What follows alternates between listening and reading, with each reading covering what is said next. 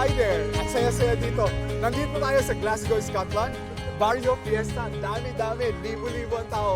Pero we have two nurses sa katabi ko.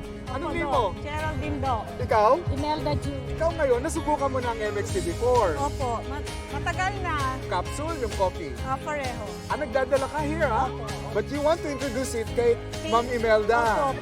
Ma'am Imelda is a nurse. Ngayon, nagwo-work siya pero retired na. Pero here, Nursing home. nursing home. So, yung mga may edad na ang tinaalagaan mo. And we don't want na siyempre magkaroon ng sakit tulad ng mga nandun, ano? And that is why gustong introduce sa'yo yung MX3. At saka wala kang maintenance, right? So, yan ang maganda sa'yo, yung ating MX3 capsule, 500 mg. Alam mo, you can take it as your vitamin. Di ba nagba-vitamin ka? Yes. Ang kagandahan ng MX3 capsule natin, natural. Okay. At saka, Filipino. Oh, Tama, di ba? Filipino nga. Support the Support. Filipino. Yes. Thank you! Thank you, Thank you, MX3!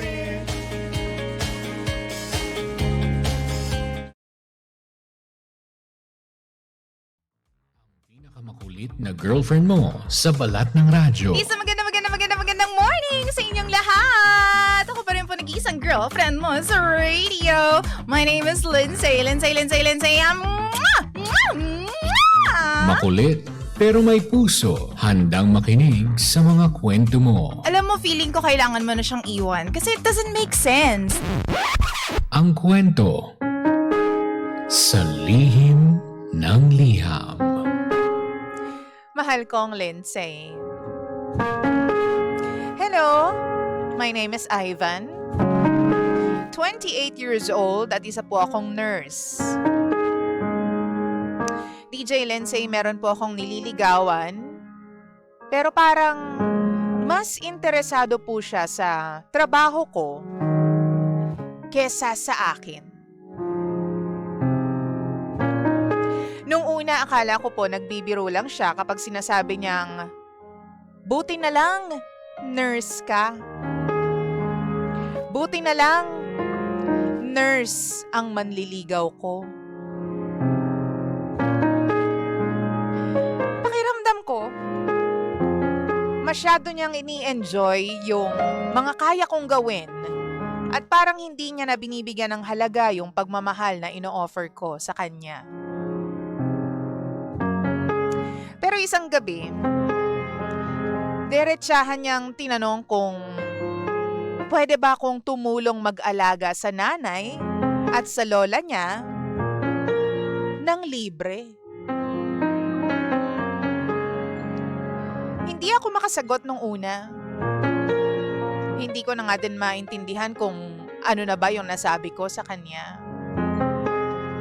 Kasi doon ko po na-realize na seryoso pala siya. Seryoso siya na gawin akong caregiver agad kahit hindi pa kami. One time, DJ Lindsay, nagpunta ako sa bahay nila para makilala ang pamilya niya bilang respeto. Nandun lahat, mga magulang niya, lolo't lola, ibang mga kapatid. At sa harap mismo ng mama at lola niya, pinakilala niya ako bilang future nurse nila. Sabi niya, mangyayari lang daw yon kapag sinagot na niya ako. Medyo nakakainis po nung marinig ko yon kasi bakit parang pinlano niya na agad yung buhay ko? Bakit parang nilagay niya ako sa sitwasyon na mahirap tanggihan? Habang inaasikaso ko ang pamilya niya, kita ko kung gaano siya kasaya na parang automatic na parte na ako ng responsibilidad. Yung parang wala akong choice kundi sumama na lang at gawin na lang yung mga bagay na hindi pa naman talaga dapat gawin ng isang manliligaw. Ang sabi pa niya, masasanay din daw ako. Sa bagay, Sanay naman daw akong mag-alaga ng buhay eh. Kapag daw sinagot na niya ako, aalagaan ko raw siya, pati na yung nanay at lola niya. Alam mo, DJ Lindsay, doon ko lalo na feel na para bang hindi boyfriend ang tingin niya sa akin.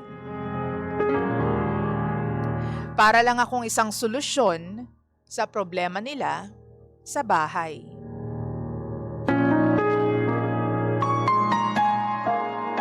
Naramdaman ko po na kapag tinuloy ko pa yung panliligaw, meron na agad akong role sa pamilya nila. Bago po ako umalis, kinausap ko siya ng masinsinan. Naging direkta ako sa kanya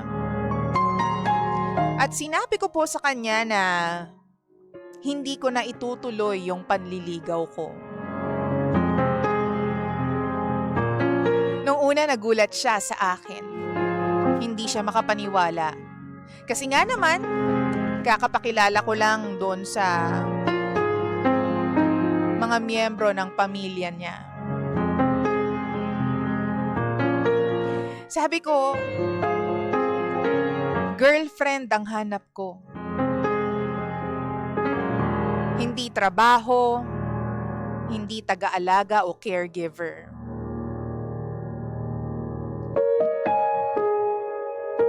Nasasaktan ako kasi parang hindi mo naman ako sasagutin dahil mahal mo ko eh. Hindi ko nga alam kung sasagutin mo ba talaga ako, pero bakit parang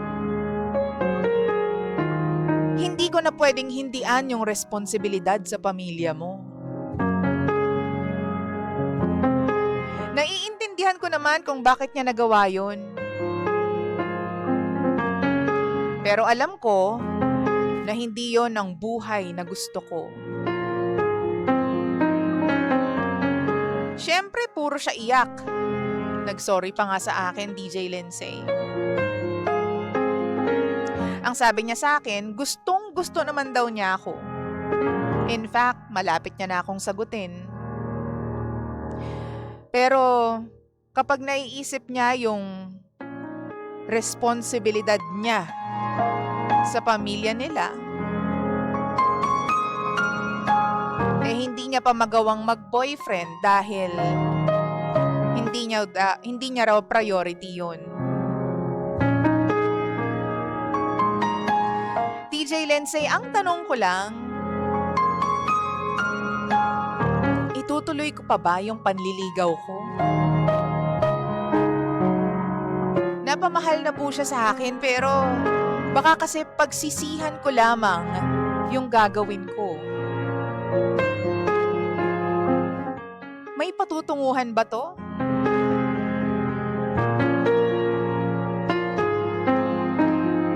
Tulungan niyo po ako, mga pangga. Muli, ako si Ivan. At ito ang lihim ng aking liham.